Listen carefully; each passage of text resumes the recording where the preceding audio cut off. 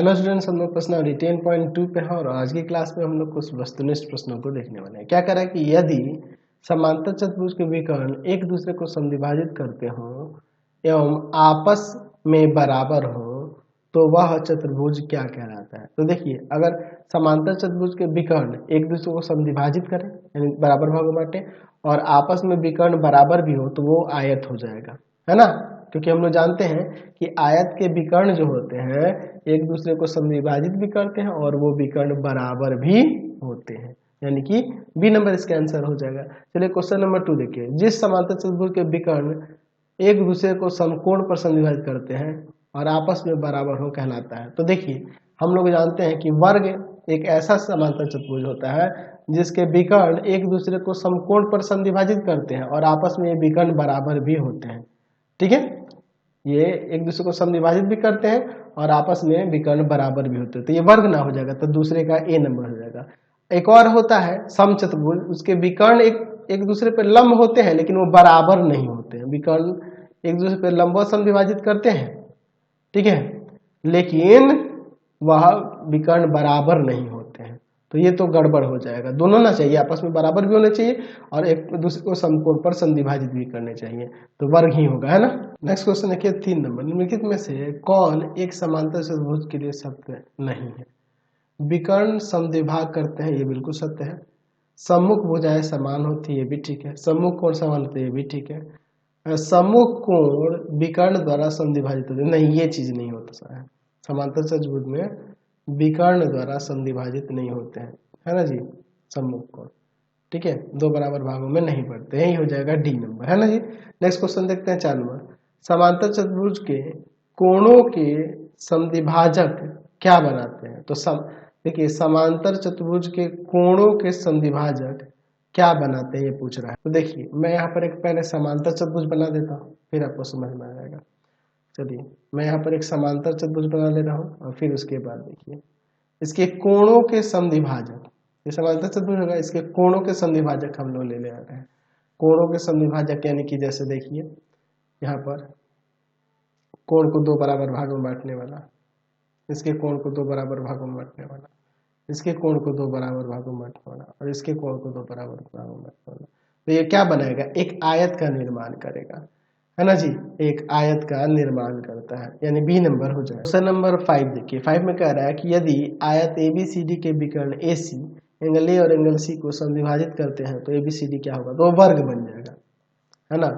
अगर वो ऐसा आयत हो जिसका कोई विकर्ण उसे क्या करता है, उसके प्रत्येक विकर्ण वाले सम्मुख कोण को दो बराबर भागों में बांटता है, यानी एंगल ए और देखो यहाँ कह रहा है कि ABCD एक ऐसा आयत है कि जिसके विकर्ण AC एंगल ए को भी और एंगल C को भी दो बराबर भागों में बांटता है। इसका मतलब ये वर्ग होगा तभी होगा, आयत में ऐसा नहीं होता। क्वेश्चन नंबर 6 देखिए, क्या कह रहा है कि यदि समचतुर्भुज ABCD में एंगल ACB 40 डिग्री है तो एंगल ADB का मान ज्ञात है। चलिए, पहले मैं यहाँ पर एक समचतुर्भुज बना लेता हूँ, फिर आपको समझ में आ जाएगा। समचतुर्भुज हम लोग एक बना लेते हैं यहाँ, ठीक है, समचतुर्भुज बना लेते हैं ABCD, ठीक है, ABCD। क्या कह रहा है कि एंगल ACB यानी कि यह वाला कोण की बात हो रही है, ACB यहाँ पर 40 डिग्री है, तो क्या निकालना है, एंगल ADB यह वाला कोण कितना होगा ये हमें बताना है, ADB यानी कि ये कोण कितना होगा ये हमें बताना है। चलिए, अब इसमें देखिए, हम जानते हैं कि समचतुर्भुज के विकर्ण एक दूसरे को लंबवत समद्विभाजित करते हैं, है ना जी। समचतुर्भुज के विकर्ण ऑब्जेक्टिव है तो उतना कौन लिखने जाएगा, है ना जी। विकर्ण लंबवत समद्विभाजित करते हैं तो यहाँ पे देखो एंगल BOC क्या हो जाएगा, 90 डिग्री हो जाएगा।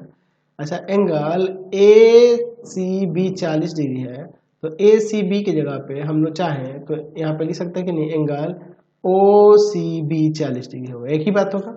चलिए, अब यहाँ पे त्रिभुज BOC में देखिए तीनों कोणों का 180 डिग्री होगा, यानी OBC plus angle BOC plus angle OCB, इन तीनों का योग 180 डिग्री हो जाएगा। एंगल OBC और ये है OBC है 90 डिग्री और ये है 40 डिग्री, ये दोनों जोड़ देंगे 130 डिग्री, उधर जाके घटा देंगे तो एंगल OBC जो है 50 डिग्री आ जाएगा, तो ये 50 डिग्री हो गया।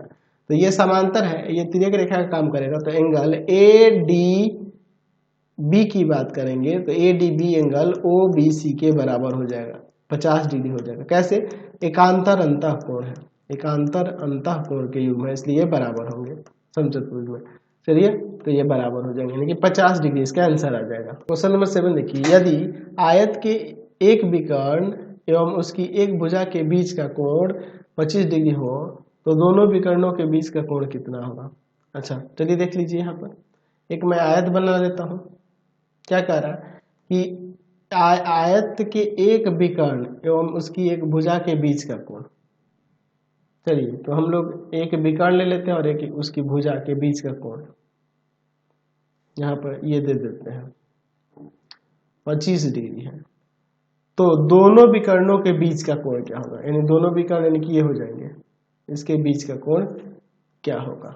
जैसे मान लीजिए इसको वो देते हैं, यहाँ पे ABCD देते हैं, ठीक है। चलिए, तो इसको हम लोग देखिए क्या करते हैं, ठीक है। चलिए, अब इसके बाद देखते हैं। हम लोग यहाँ पे जानते हैं कि आयत के विकर्ण जो होते हैं समद्विभाजित करते हैं, यानी कि OA इक्वल टू में OC इक्वल टू में OB इक्वल टू में OD हो जाएगा, ठीक है। क्योंकि देखो समद्विभाजित भी करते हैं और विकर्ण बराबर भी होते हैं, ये प्रत्येक भाग एक दूसरे के बराबर होगा। यानी कि OA जब OB के बराबर होगा तो एंगल OAB इक्वल टू में एंगल OBA नहीं हो जाएगा, ये दोनों कोण बराबर हो जाएंगे। समान भुजाओं के सम्मुख कोण बराबर तो ये भी 25 डिग्री आ जाएगा। अब चलिए त्रिभुज AOB में तो हमें क्या निकालना है? ये वाला एंगल AOB है ना, दो विकर्णों के बीच का कोण निकालना है, OAB निकालना है। तो एंगल AOB निकालना है, एंगल OAB और एंगल OBA दिया हुआ है यहाँ ऊपर। चलिए, बराबर में 180 डिग्री। तो एंगल यहाँ पर लिख सकते हैं कि एंगल AOB और प्लस में ये 25 डिग्री, ये भी आपका 25 डिग्री इक्वल टू में 180 डिग्री। तो 50 हो जाएगा, उधर घटा देंगे तो एंगल AOB आ जाएगा 130 डिग्री, यानी कि A नंबर इसका आंसर हो जाएगा। क्वेश्चन नंबर 8 देखिए, समांतर चतुर्भुज ABCD के विकर्ण एक दूसरे को बिंदुओं पर काटते हैं। यदि यहाँ पे कुछ कोण दिए गए हैं तो एंगल DBC निकालना है। चलिए, पहले मैं समांतर चतुर्भुज बना देता हूँ, फिर हम लोग इन कोणों को देखकर देखते हैं क्या ज्ञात करना है। चलिए, यहाँ पे मैं एक समांतर चतुर्भुज बना लिया, इसका नाम दे देता हूँ मैं ABCD, और इसके विकर्ण कह रहा है कि O पर प्रतिच्छेद करते हैं, एक दूसरे को काटते हैं। चलिए, तो विकर्ण एक दूसरे को क्या करते हैं? समद्विभाजित करते हैं, ये तो हमें पता ही है। चलिए, कोई बात नहीं। एंगल DAC जो है 32 डिग्री है, DAC यहाँ पे ये वाला कोण 32 डिग्री है। एंगल AOB ये वाला कोण आपका 70 डिग्री है। तो एंगल DBC निकालना है, एंगल DBC ये वाला कोण कितना होगा ये बताना है। तो देखिए ना, अब इसके बाद हम लोग यहाँ पर अगर हम लोग बात करें त्रिभुज AOD में एंगल DAO और प्लस में एंगल ADO इक्वल टू में एंगल AOB हो जाएगा ना, बहिष्ठ कोण है, बहिष्ठ कोण प्रमेय से, ठीक है। ये दोनों अंतः कोणों का योग इस बाह्य कोण के बराबर होगा। DAO की बात करते हैं 32 डिग्री है, DAC लिखो या DAO लिखो। चलिए, अच्छा ये आपको नहीं पता ADO, यानी कि ADB भी लिख सकते हैं, इसको ADO को ADB भी लिख सकते हैं, इक्वल टू में ये 70 डिग्री। ये जाकर उधर घटेगा तो यहाँ पर आ जाएगा ADB इक्वल टू में यहाँ पर कितना आ जाएगा जी 38 डिग्री, ठीक है। ADB 38 डिग्री, ये 38 डिग्री हो जाएगा। तो हमें क्या निकालना है? Angle DBC। तो एंगल DBC इक्वल टू में एंगल ADB होगा, बराबर होगा। ये दोनों कोण एकांतर अंतः कोण के युग्म है ना जी, एकांतर अंतः कोण के युग्म, अंतः कोण के युग्म है, यानी कि ये 38 डिग्री आ जाएगा। एंगल DBC जो होगा 38 डिग्री हो जाएगा, यानी कि C नंबर। समझ गए? क्वेश्चन नंबर 9 देखिए, किसी चतुर्भुज के विकर्ण उसके दो सर्वांगसम किसी चतुर्भुज के विकर्ण से दो सर्वांगसम, किस चतुर्भुज के विकर्ण से दो सर्वांगसम त्रिभुजों में, ऐसे लिखना चाहिए था, चतुर्भुज लिख दे दिया है, त्रिभुजों में नहीं बांटता है। किस चतुर्भुज के विकर्ण से दो सर्वांगसम त्रिभुजों में रहता है? समचतुर्भुज का बांट देगा, वर्ग का भी बांटेगा, आयत का भी बांटेगा, समलंब चतुर्भुज का नहीं बांटेगा, B नंबर हो जाएगा, ठीक है। क्वेश्चन नंबर 9 का B हो जाएगा। क्वेश्चन नंबर देखिए 10, यदि किसी चतुर्भुज के सम्मुख भुजाओं का एक युग्म बराबर और समांतर हो तो वो कैसा चतुर्भुज होगा? वो समांतर चतुर्भुज हो जाता है। ये हम लोग पढ़े हुए परिभाषा में भी और इससे रिलेटेड प्रमेय भी देखे हुए है ना जी। क्वेश्चन नंबर 11 देखिए, दी गई आकृति में ABCD एक समांतर चतुर्भुज है। कैसे दिख रहा है समांतर चतुर्भुज? चलिए कोई बात नहीं। DAC यहाँ पे DAC का मान कितना होगा? DAC इसका मान कितना होगा? देखिए यहाँ पे जब समांतर चतुर्भुज है तो A और D का योग 180 डिग्री हो जाएगा, तो है ना जी, ये समांतर चतुर्भुज है ना जी, समांतर चतुर्भुज तो A और D का योग 180 डिग्री होगा। क्यों होगा 180? सम्मुख, यहाँ पे हम लोग कह सकते हैं कि आसन्न कोण है ना, तो आसन्न कोणों का योग 180 डिग्री होता है। एंगल ए में देखिए 30 डिग्री यानी कि ये वाला कोण, और प्लस में जो हमें निकालना है ये वाला कोण यानी कि एंगल DAC होगा, और प्लस में एंगल D 80 डिग्री है, बराबर में 180 डिग्री। इन दोनों को जोड़ेंगे यहाँ पे 110 डिग्री होगा, DAC और प्लस में 110 डिग्री इक्वल टू में 180 डिग्री। जाके उधर घटा देंगे तो एंगल DAC कितना आ जाएगा? 70 डिग्री, यानी कि A नंबर आंसर हो जाएगा। 12 नंबर देखिए, समांतर चतुर्भुज PQRS में PM लंब है आपके QS पर, और यहाँ RN भी लंब है QS पर, तो यहाँ पे इनमें कौन सा असत्य है ये बताना है। तो देखिए आप जब ये यहाँ पे लंब है, देखो इस त्रिभुज को सर्वांगसम कर सकते हैं, इसको भी आप सर्वांगसम कर सकते हैं आसानी से। तो यहाँ पे कौन सा असत्य है ये हमें यहाँ पर बताना है। तो देखो PS इक्वल टू में QS, PS का है PS और एक QR, सॉरी PS और QR, तो ये आमने सामने की भुजाएं, सम्मुख भुजाएं बराबर होती है ना जी समांतर चतुर्भुज की, ये तो ठीक है। एंगल 1 एंगल 2 के बराबर, बिल्कुल एक अंतरंतर कोण के युग है तो बराबर हो जाएंगे। त्रिभुज PSM सर्वांगसम होगा RQN के, बिल्कुल ये दोनों सर्वांगसम हो जाए, अभी मैंने बताया। तीसरा देखिए, चौथा देखिए PM बराबर नहीं होगा RN के, ये लंब अगर इनको सर्वांगसम कर देंगे तो PM और RN लंब बराबर ना होंगे, यहाँ का बराबर नहीं होगा, यही ना गलत है जी। क्वेश्चन 13 देखिए, समांतर चतुर्भुज ABCD में एंगल OBA का मान निकालना है, OBA का मान निकालना है, ये 50 डिग्री दिया है। अच्छा देखिए OBA निकालना है ना, OBA कितना होगा, ठीक है। चलिए अब इसके बाद देखते हैं, ये 50 डिग्री दिया है, सॉरी सम चतुर्भुज कर रहा है, समांतर नहीं सम चतुर्भुज दिया है, तो ये तो लंब होगा ना जी, तो यही ना निकालना है। तो त्रिभुज AOB में सम चतुर्भुज के विकर्ण लंब होते हैं ना जी, इसलिए एंगल OAB दिया है, एंगल AOB हमें लंब दिख रहा, और एंगल OBA निकालना है, तो बराबर में 180 डिग्री, तीनों का कोण का योग नहीं हो जाएगा, तो इसका है 50 डिग्री, ये है 90 डिग्री, और प्लस में एंगल OBA नहीं पता है, बराबर में 180 डिग्री। इन दोनों को जोड़ देते हैं तो 140 डिग्री और प्लस में एंगल OBA इक्वल टू में 180 डिग्री, जाके उधर घट जाएगा तो एंगल OBA जो होगा 40 डिग्री आ जाएगा, 40 डिग्री यानी कि C नंबर। क्वेश्चन नंबर 14 देखिए, निम्नलिखित में कौन असत्य है? कह रहा है कि प्रत्येक समचतुर्भुज एक समांतर चतुर्भुज होता है। समचतुर्भुज को समांतर चतुर्भुज कह सकते हैं, बिल्कुल, क्योंकि उसमें सारे उसके गुण मिल जाएंगे। चलिए क्वेश्चन नंबर 20 का देखते हैं, प्रत्येक आयत एक समांतर चतुर्भुज है, तो आयत को समांतर चतुर्भुज कह सकते हैं, बिल्कुल। प्रत्येक समचतुर्भुज एक वर्ग है, नहीं, समचतुर्भुज का प्रत्येक कोण 90 समकोण नहीं हो सकता है, वही प्रत्येक वर्ग समचतुर्भुज हो सकता है, लेकिन समचतुर्भुज वर्ग नहीं हो सकता है। C नंबर हो जाएगा, 14 का C नंबर आंसर हो जाएगा। तो क्वेश्चन नंबर 15 देखिए, समचतुर्भुज ABCD के विकर्ण एक दूसरे को ऊपर करते हैं, यदि angle OAB 50 degree, angle BCD 80 degree, तो एंगल OBC का मान निकालें। चलिए पहले मैं यहाँ पर एक समचतुर्भुज बना लेता हूँ ABCD, फिर उसके बाद हम लोग क्वेश्चन में देखेंगे आगे क्या कह रहा है। चलिए आपका एक समचतुर्भुज मैंने यहाँ बना लिया, इसका नाम देते हैं ABCD। इसके विकर्ण जो है ना एक दूसरे को O पर काटते हैं, विकर्ण एक दूसरे को O पर काटते हैं। चलिए विकर्णों को हमने मिला दिया, O पर काटते हैं। चलिए angle OAB 35 degree, angle BCD 80 degree, BCD ये वाला पूरा 80 डिग्री है। एंगल OBC निकालना है, OBC ये वाला कोण निकालना है, क्या होगा समझिए इसको।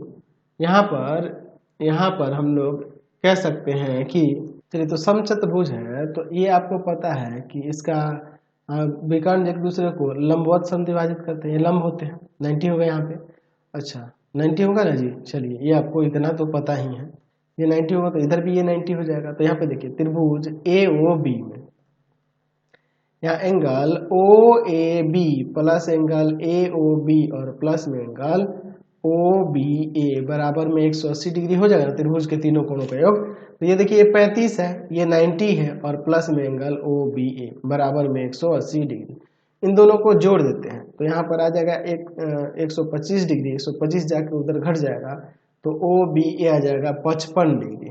ठीक है, चलिए तो 55 डिग्री हो गया, ये वाला 55 डिग्री हो गया। तो आप यहाँ पे एंगल बी और एंगल सी ये टोटल मिला के 180 डिग्री होगा ना जी, आसन्न कोण है, तो ये 180 डिग्री हो जाएगा। तो एंगल बी में एंगल ये वाला और ये वाला दोनों आ जाएगा, यानी कि एंगल बी में आप लिख सकते हैं इसको 55 डिग्री और प्लस में एंगल ओ बी सी, और एंगल सी आपका 80 डिग्री है, इक्वल टू में 180 डिग्री। इन दोनों को जोड़ देते हैं तो एंगल ओ बी सी और प्लस में इन दोनों को जोड़ेंगे तो 135 डिग्री बराबर में 180 डिग्री, ये जाकर उधर घट जाएगा तो एंगल ओ बी सी कितना आ जाएगा 45 डिग्री, यानी कि सी नंबर इसका आंसर हो जाएगा। नेक्स्ट क्वेश्चन देखिए 16 नंबर, समांतर चतुर्भुज एबीसीडी की भुजा एडी बिंदु सी तक बढ़ाई, बिंदु एडी बिंदु सी तक बढ़ाई गई एवं सी डी ई बिंदु ई देना चाहिए था, 75 डिग्री है, तो एंगल एबीसी की माप। चलो पहले फिगर देख लेते हैं, फिगर से आपको समझ में आ जाएगा। चलिए मैं यहाँ पे एक समांतर चतुर्भुज बना देता हूँ ए बी सी डी। ठीक है, ए बी सी डी, भुजा किस ए डी को ई तक इधर बढ़ाया गया है, इस तरह से। ठीक है, इस तरह से इधर बढ़ाया गया है, सी डी ई इधर। तो ये एंगल सी डी ई बराबर में दिया है 75 डिग्री। तो एंगल ए बी सी की माप निकालना है। तो यहाँ पे देखो ना, यहाँ पर एंगल ए डी सी और प्लस में angle C D E 180 degree हो जाएगा ना, लीनियर पेयर है, रैखिक युग्म है, ये दोनों एक ही रेखा पर है, तो ये दोनों का योग 180 होगा। तो एंगल ए डी सी और प्लस में 75 डिग्री इक्वल टू में 180 डिग्री, इसको ले जाकर उधर घटाते हैं तो एंगल ए डी सी जो होगा आ जाएगा 105 डिग्री। तो ये और ये कोण बराबर होते हैं ना, एंगल ए बी सी बराबर होगा एंगल ए डी सी के, यानी कि ये भी 105 डिग्री हो जाएगा। सम्मुख कोण है समांतर चतुर्भुज के, इसलिए बराबर होंगे।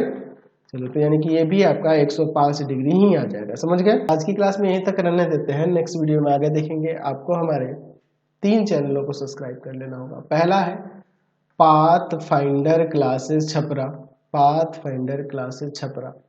दूसरा है आपके पास भारती भवन रविकांत सर, भारती भवन रविकांत सर, रविकांत सर।